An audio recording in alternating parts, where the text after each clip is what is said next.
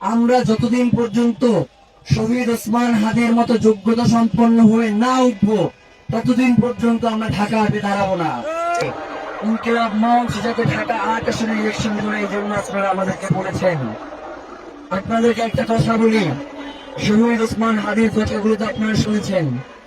শহীদ ওসমান হাদি সবসময় একটা কথা বলতেন যে আমার কাছে নির্বাচন করা হচ্ছে ৫ নাম্বার গুরুত্বপূর্ণ কাজ। যদি আমার কাছে ৫টা কাজ থাকে, তার মানে তার আগেও আমাদের 4টা গুরুত্বপূর্ণ কাজ রয়েছে। এবং শহীদ ওসমান হাদি ইনকিলাব মঞ্চ থেকে এই নির্বাচনে অংশগ্রহণ করে নাই। ইনকিলাব মঞ্চ হচ্ছে একটি সাংস্কৃতিক সংগঠন, তার সাথে তিনি পলিটিক্যাল প্রেসার গ্রুপ হিসেবে কাজ করেছেন। এবং আমরা যারা ইনকিলাব মঞ্চে আছি, আমরা পলিটিক্যাল প্রেসার গ্রুপ হিসেবে কাজ করেছি। এবং একটি সাংস্কৃতিক আন্দোলন যাতে সামনে নিয়ে যাওয়া যায়, ইনকিলাব মঞ্চ, আমরা সেই কাজটাই আগামী দিনেও করতে চাই। এখন ঢাকা হাটে বলতে পারেন যে ভাই আপনি তো সদস্য সচিব ছিলেন, আপনাকে তো ঢাকা হাটে আমরা দেখেছি ওসমান হাদির সাথে সাথে। ভাইরা, ইনকিলাব মঞ্চের বয়স হয়েছে আজকে 1.5 বছর। ওসমান হাদিকে আমি চিনি না, ওসমান হাদির সাথে আমার চলাফেরা হচ্ছে 22 বছর। যার কারণে ওসমান হাদির ভাই হিসেবে একজন স্বতন্ত্র প্রার্থী, তার পক্ষে আমি দাঁড়িয়েছি। ইনকিলাব মঞ্চে ভয়ে আমি তার কাছে যাই নাই। এবং আপনারা দেখবেন পুরো 50 জন বা 60 জনের একটা টিম, এর মধ্যে সর্বোচ্চ 5 থেকে 6 জন যারা ছিল ইনকিলাব মঞ্চের সাথেও কাজ করে এবং ঢাকাতেও কাজ করেছে। বাকি 45 জন তারা কেউ কোনোদিন ইনকিলাব মঞ্চে কাজ করে না, তারা স্বতন্ত্র প্রার্থী ওসমান হাদির জন্য ইলেকশন করেছে। আমাদের একটা কোর টিম আছে 51 জনের ইনকিলাব মঞ্চের, যে কোর টিমের মধ্যে 4 থেকে 5 জন ছিল যাদের সাথে ব্যক্তিগত সম্পর্ক ওসমান ভাই ভালো ছিল ইনকিলাব মঞ্চের বাইরে। তারা সেই জায়গা থেকেই ঢাকা ইলেকশনের জন্য ওসমান হাদির সাথে গিয়েছে।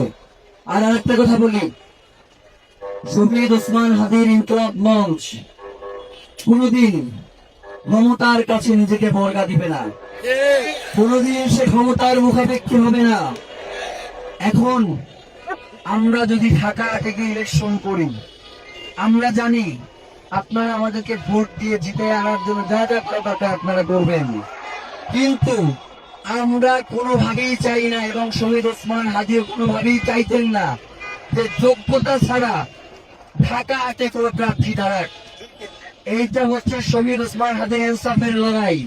আমরা যতদিন পর্যন্ত শহীদ ওসমান হাদির মতো যোগ্যতা সম্পন্ন হয়ে না উঠবো ততদিন পর্যন্ত আমরা ঢাকা হাটে দাঁড়াবো না। আমরা ঢাকা রাজনীতি যারা করে তাদেরকে আপনারা চেনেন। ইনকিলাব মঞ্চ কোনোদিন সিম্পেদের রাজনীতি করবে না, এটা আপনাদেরকে নিশ্চয়তা দেখছি। আমরা যে ইনসাফের লড়াই শুরু করেছি, যদি মনে করে থাকেন কেউ যে শহীদ ওসমান হাদির হত্যার বিচারের মধ্য দিয়ে আমাদের ইনসাফের লড়াই শেষ হয়ে যাবে, আপনারা ভুল করছেন। শহীদ ওসমান হাদির হত্যার পরে শহীদ ওসমান হাদি রাজনীতি করতে আসেন নাই, তিনি বাংলাদেশের রাজনীতি আগামী দিনে কেমন হবে সেইটা নির্মাণ করতে আসছিলেন। এই ইনকিলাব মঞ্চ আগামী দিনে বাংলাদেশের রাজনীতি কেমন হবে তার রূপরেখা ঠিক করে দেবে ইনশাআল্লাহ। ক্ষমতায় যে নয়, ক্ষমতা পরিবর্তন করার জন্য আমরা এখানে দাঁড়িয়েছি এবং আমরা আপনাদেরকে পাশে চাই।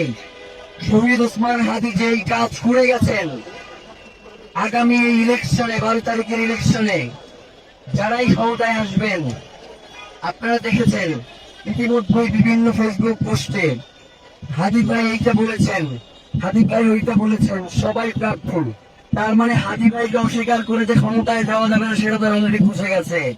তার কারণে বিভিন্ন মাধ্যমে তারা হাদি ভাইকে ব্যবহার করা শুরু করে দিয়েছে। হাদি ভাইকে ব্যবহার করেন, কোনো সমস্যা নাই, কিন্তু হাদি ভাইয়ের ইনসাফের যে লড়াই, সেই লড়াইয়ের নিশ্চয়তা প্রদান করে আপনারা প্রয়োজনে হাদি ভাইয়ের সাথে কণ্ঠস্বর মেলান। কিন্তু যদি শুধুমাত্র ব্যবসার জন্য, শুধুমাত্র ক্ষমতায় যাওয়ার জন্য যদি হাদি ভাইয়ের নাম ব্যবহার করেন, ক্ষমতায় যাইতে পারবেন না, ক্ষমতায় যাইতে পারবেন না। জনগণ শুধুমাত্র হাদি ভাইকে নিয়ে আজকে আপনি কথা বলছেন, সেই আবেগ দিয়ে আপনার ভোট দেবে না। আপনার আগের হিসাব এবং বর্তমান হিসাব দুইটা মিলেই আপনাকে ভোট দিবে। আগে যে হাদি ভাইকে আপনি গালি দিছেন সেই হাদি ভাইয়ের নাম নিয়ে আপনি সংসদে যাবেন সেইটা হইতে পারে না।